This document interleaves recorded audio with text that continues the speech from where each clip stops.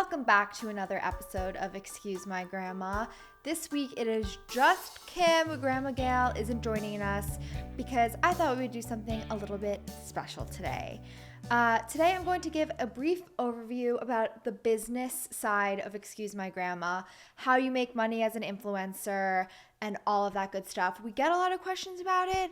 I just don't typically get into it because usually we're, having fun, and Grandma honestly is the talent, as I say. She knows about the business deals that we're doing. I obviously loop her in. She's totally welcome on some meetings, but most of the time I'm doing the behind the scenes stuff, either producing, editing, making calls with brands to do partnerships. So I'm going to answer all of those questions about turning Excuse My Grandma into a business.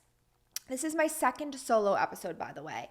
And the first one you could catch back a few episodes ago, probably about a month or two now, where I kind of talked about my upbringing, kindergarten or birth through college, really, and what led me to Excuse My Grandma. So now we're in the world of Excuse My Grandma, and I'm really excited for you all to still get to know me better by doing these solo episodes and learn a little bit about Excuse My Grandma and how it got started as a business. So the idea originated during the pandemic. I was working as a journalist.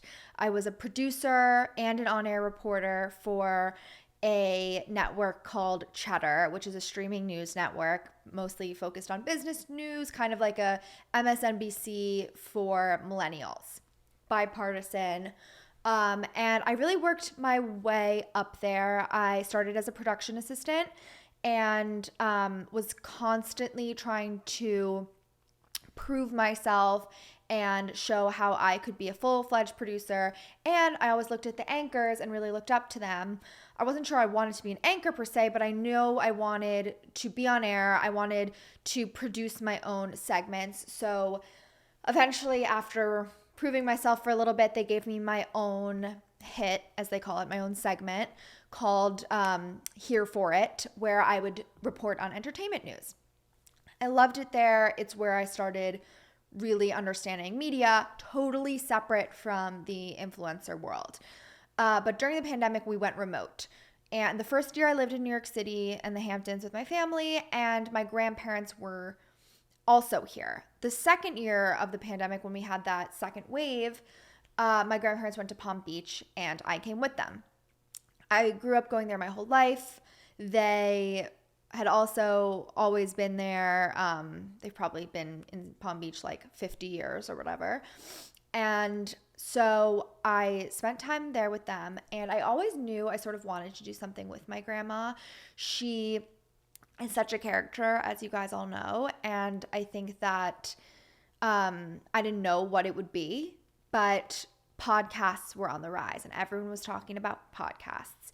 And I loved this show called Call Her Daddy. Some people are probably familiar with it. Now a lot of people are familiar with it. At the time, it was these two girls who had a podcast on a network called Barstool Sports. And they had only had like 10 episodes. And I was obsessed with them. An ex-boyfriend actually showed them to me and was like, I love Barstool and they have girls on it now. And I was like, oh, not only do they have girls on it, but they have these funny, creative, what ended up being one of them, a mastermind in my opinion, when it comes to podcast and entrepreneurship within the media space. Her name's Alex Cooper. And I started to look at them more so than the people at my job and being like, wait, that's what I want to be. And I didn't want to be another 20-something-year-old girl who's like, I'm going to start a podcast with my friend or alone. Like, yes, I want attention sometimes, and like I want my voice heard, as we all do, but not in that way. I wanted it to be deeper. I wanted it to be different. Otherwise, I knew it would fail.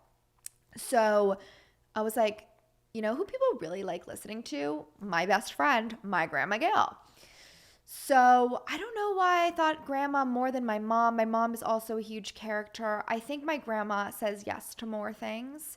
And like would have these funny quips. And I think you see a mom and daughter sometimes on social media or out in the world. It's more rare to see a mom to see a granddaughter, grandmother duo.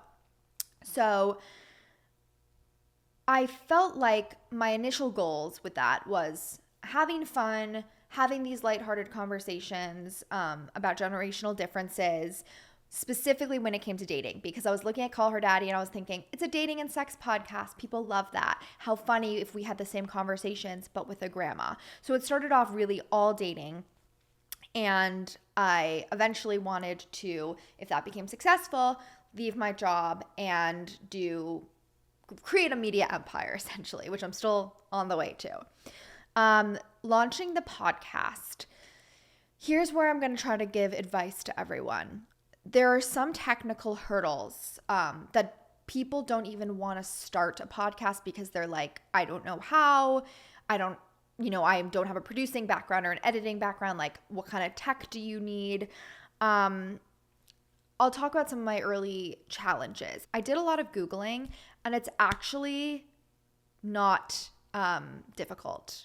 And I'm saying that obviously with a little bit of, I had background in this world, so maybe it would have been a little bit more difficult, but largely all you need is a microphone, which either can plug into your laptop or it can plug into like a sound mixer.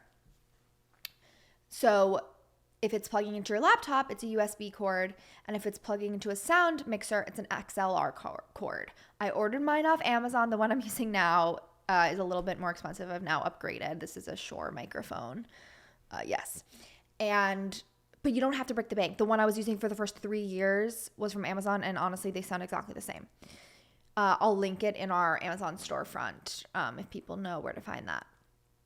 So basically, you need that, and most of them come with both now. So they'll have an XLR input or one that goes into the computer, so you don't have to choose in case you want to play around. The sound mixer, the one I use is called Focusrite. It's called the Scarlett, and there's different editions of it. And that just goes, you plug a microphone in, and on the other side, you plug it into the computer. Then you need something to record sound on your computer. I use Adobe Audition. That's all you need. Now, obviously, I would never suggest to do a podcast if you're not also recording video. Record it with your iPhone or a camera. Record multiple angles. I'm looking at you here. That's my wide shot. I'm looking at you here. That is my solo shot. If grandma's here, there's more cameras. Okay, that's the equipment. Then what you need to start a podcast, to get it out to Spotify, Apple Podcasts, wherever you are listening, you need to host your podcast somewhere. That's where you upload your episodes. I've switched hosting platforms, which is what it's called, a few times now. You can Google the ones that are out there. I currently use, it's called Podcasters for Spotify. It was previously Anchor. So I like to host on there because that's currently the only hosting platform that allows for video. So if you're going to listen to the podcast on Spotify, you're also watching it. That doesn't exist yet on Apple. It's just on Spotify. And it's not on Spotify if you're hosting on, let's say, Simplecast or a different platform. So I like to do it internally on Anchor, Podcasters for Spotify. And this is where you upload your podcast, and it creates something called an RSS feed that then goes out to the different platforms where your listeners then can get the podcast. It sounds more complicated than it is. I feel like if you do a simple Google search, you can figure that one out. You want lights, you want to find a place that you can film without, lots of background noise. Right now I'm filming in my basement in my parents' house in the Hamptons. We also record at a studio in New York City that kind of comes with all of these things. So now you don't really need any of that equipment anymore. You could just book a time slot at a podcast recording space that has everything. But this is if you don't want to spend a ton of money and do it from home, because then you just have to make the one-time purchase for the equipment and then you're set, versus $200 or $300 every time you book a studio. I wouldn't do that until you're really taken off the ground with your podcast. We have gone from Grandma Gail's desk in the Hamptons to my apartment in the city to the basement here to the podcast studio. So your podcast is not going to do well unless you also have a social media account, in my experience. Instagram, TikTok. I was posting clips of the podcast on there, but I would say you also need to post regular videos showing everybody your personality. We're kind of moving now into the fact that obviously Excuse My Grandma is not just a podcast. We have our TikTok and our Instagram, which is really a huge part of our brand. That's where you can see what we're up to more frequently. That's where we do our brand partnerships. That's where we have our huge following. So I was having a few viral videos pretty quickly off the gate. In the beginning, it was more me than me and Grandma. So I just got the few random videos here or there where that would go viral, meaning 1 million plus views. And that would kind of be a one-off. People weren't getting to know me. It was just me like talking about dating. Finally, I started to get Grandma a little bit involved. So I don't know if you guys have seen the video where Grandma says, date someone who wants you. And I say, not my type. That's now turned into a series where I say not my type literally about anything that you would want in somebody. It's a joke. But that video went super viral, probably like 10 million views. Same with a video where we were walking on a dock in Sag Harbor and there was yachts and whatever. And Grandma was like, is anyone on that boat?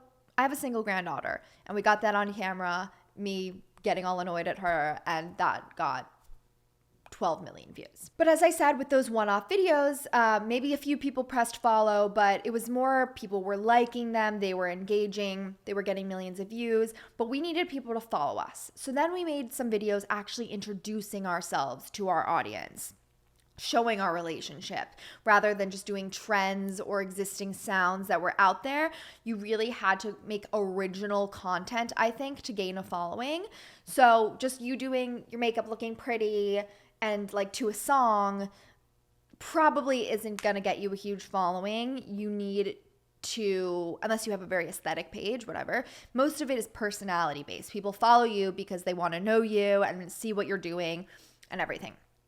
So once we started doing all of that, I'm like, okay, now we have 10,000 followers, 25,000 followers. And it felt like a time that we were still remote with my job. And I wasn't loving it as much remote. I was dealing with a few other issues, including like tech neck. And just as you guys know, I've gotten neck surgery and everything, but it was just a lot. And I was like, I'm going to quit and focus on Excuse My Grandma full time.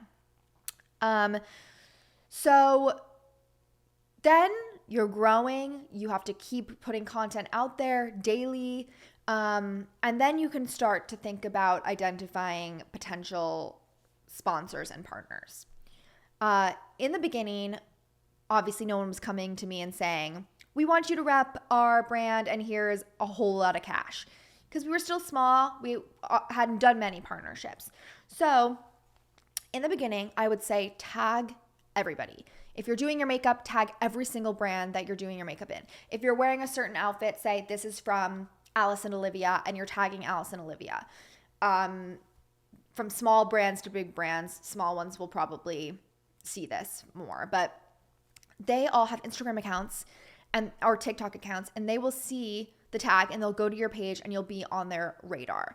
Then people started reaching out and saying, okay, we'll send you like product if you do things, or starting to offer to pay you a very small rate at that time. But you start taking those deals and your worth and your rate is whatever your last brand deal was, depending on the budget of the brand, obviously. That's how you start out. So sure, my first video was $3,000, but then to the next person, I say, once we do a few of those deals, okay, we're getting those pretty easily. Now it's $6,000, whatever. And you kind of see where the market is, you see the budget of the brand, and you negotiate every deal to feel like it's the right rate for your brand. Here's some other things that are important that I did not struggle with, which I think was lucky, but everyone should keep this in mind. Brand identity and having a clear voice. Do not be all over the place. People want to go to your page and know exactly what it's about, know exactly what they're going to get if they follow you. That doesn't say like every video has to be exactly the same or every video has to be about food. It just has to be that they know who you are and what you represent. The other thing you need to become successful as an influencer or an entrepreneur in general is the confidence that you're not going to fail. You can have really zero self-doubt in a job like this. I acknowledge I had some financial safety. I'd worked for, 3 years at that point. I had my family's support. But this business really didn't cost that much to start because you're just making videos. You have an iPhone already or whatever. So I felt comfortable at that point being able to do that. I know that's a privilege, but I think you have to really believe that, yep, I'm going to be the next Alex Cooper, for example, somebody I looked up to. You have to believe in yourself because otherwise who's going to? Some key milestones I had in the early days, naming, excuse my grandma, that was probably the thing I struggled with most. I think I had the idea and was ready to record with her about 5 months before I actually even started with her, because I didn't have that name. So I wish I started 5 months earlier. I feel like I would have been ahead of the curve in a few ways, but naming is really, really hard. And if you can come up with a good one, great. I think that you shouldn't rush into anything. I think our name ended up being amazing. So I'm happy I waited, but it's a big deal. Planning out the launch of a first episode. I feel like there was so much stake in it, as there should be. I really thought about the questions I was going to ask my grandma. I had like a whole outline. My episodes now, like obviously when we have guests on, I'm putting thought into it, but it's less of a big deal when you've done it a million times. Reaching those milestones on social media, whether it be 10,000 followers or 1 million views on a video, getting your first guest on a podcast is always a big deal. And then eventually being recognized in notable media outlets. So whether, in the beginning for us, we had a New York Times article. Today, we were on Tamron Hall. We were on the Rachel Ray Show. It started to feel real. And I think grandma started to see it.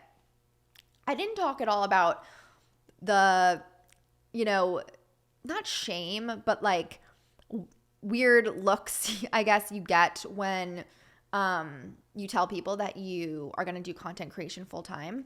Now it's a little less taboo. People have seen the influencer economy. They've seen so many people doing this. But it's still like, oh, you're not going to be in an office job anymore. Like you're going to just do your little videos. Like that's the energy you're going to get from a lot of people, including my own grandma. She was like, we're having fun. That whenever her friends would go over to her, they would say like, oh, your cute podcast. And she'd be like, we're having fun, which we are having fun.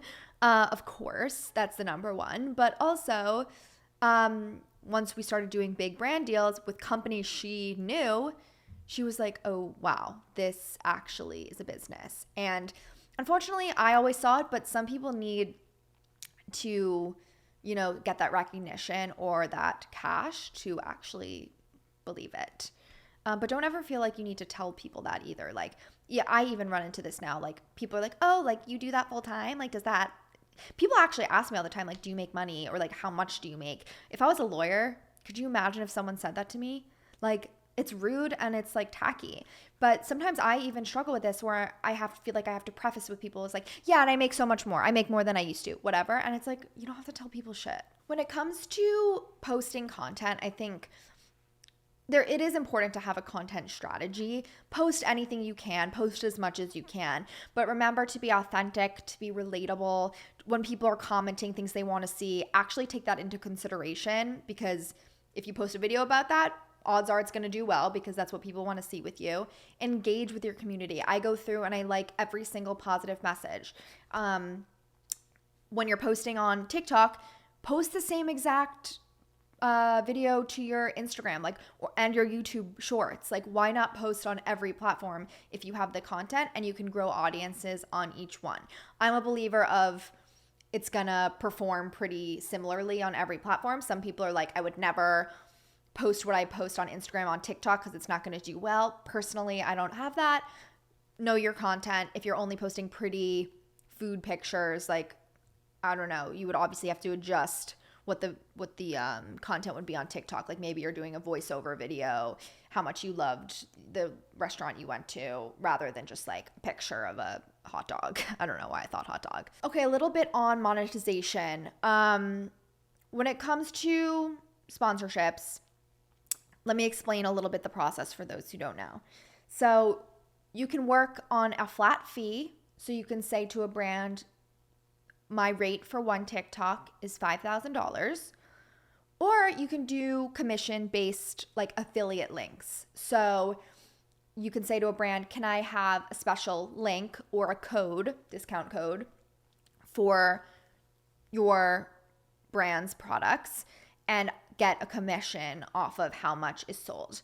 I don't like to do that because you don't really know how your audience is going to respond to something, and then you've done the work and you're potentially not making that much money.